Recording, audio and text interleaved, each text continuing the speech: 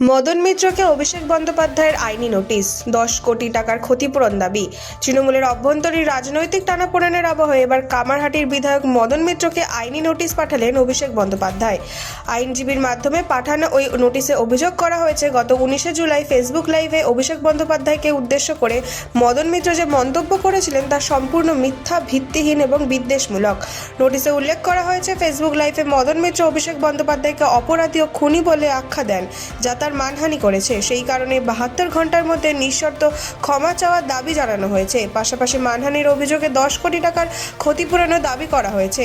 এই আইনি পদক্ষেপকে ঘিরে রাজ্যের রাজনৈতিক মহলে নতুন করে চর্চা শুরু হয়েছে।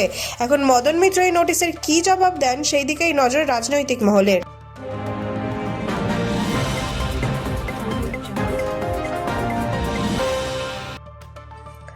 পুরনিয়োগ দুর্নীতি মামলায় ইডির নজরে মদন মিত্র, 29শে জুলাই তলব কামারহাটির বিধায়ককে। পুরনিয়োগ দুর্নীতি মামলায় তদন্তে এবার এনফোর্সমেন্ট ডিরেক্টরের স্ক্যানারে কামারহাটির বিধায়ক মদন মিত্র। আগামী 29শে জুলাই সকাল 11টায় তাকে সিজিও কমপ্লেক্সে হাজিরার নির্দেশ দিয়েছে ইডি। এই মামলায় এর আগেই তলব করা হয়েছে মদন মিত্রের স্ত্রী অর্চনা মিত্র এবং 2 ছেলে স্বরূপ ও শুভরূপ মিত্রকে। আজ ও আগামীকাল হাজিরা দিতে বলা হয়েছে অর্চনা মিত্রকে। পাশাপাশি ব্যাংক সংক্রান্ত নথি নিয়ে আজ জিও কমপ্লেক্সে উপস্থিত থাকার নির্দেশ দেওয়া হয়েছে 2 ছেলেকেও। তদন্তের স্বার্থে তাদের জিজ্ঞাসাবাদ করা হতে পারে বলে সূত্রের খবর।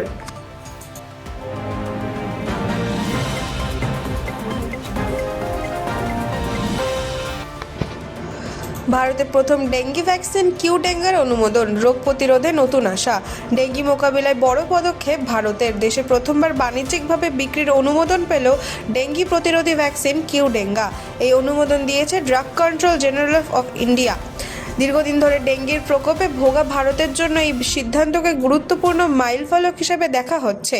বিশেষজ্ঞদের মতে এই ভ্যাকসিন ডেঙ্গি সংক্রমণ ও গুরুতর জটিলতার ঝুঁকি কমাতে গুরুত্বপূর্ণ ভূমিকা রাখতে পারে।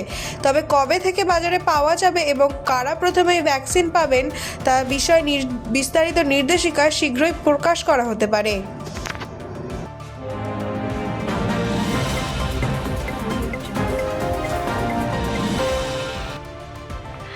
সংসদে কালো পোশাকে বিরোধীদের বিক্ষোভ, হাঙ্গামায় দুপুর 12টা পর্যন্ত মুলতুবি লোকসভা। দিল্লিতে উত্তাল রাজনৈতিক পরিস্থিতি। প্রধানমন্ত্রী নরেন্দ্র মোদীর বাসভবনের সামনে ধর্ণা দিতে গিয়ে কিছু সময়ের জন্য আটক হন কংগ্রেস নেতা রাহুল গান্ধী ও প্রিয়াঙ্কা গান্ধী।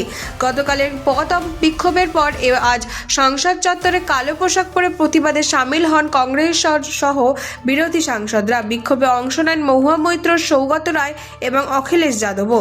এদিকে নিট প্রশ্ন ফাঁস ইস্যুতে টানা তৃতীয় দিনের মতো লোকসভায় তুমুল হাঙ্গামা শুরু হয়। পরিস্থিতি উত্তপ্ত হয়ে ওঠায় অধিবেশন দুপুর 12টা পর্যন্ত মুলতবি ঘোষণা করে স্পিকার। সংসদের অচলাবস্থা ঘিরে ফের সরগরম জাতীয় রাজনীতি।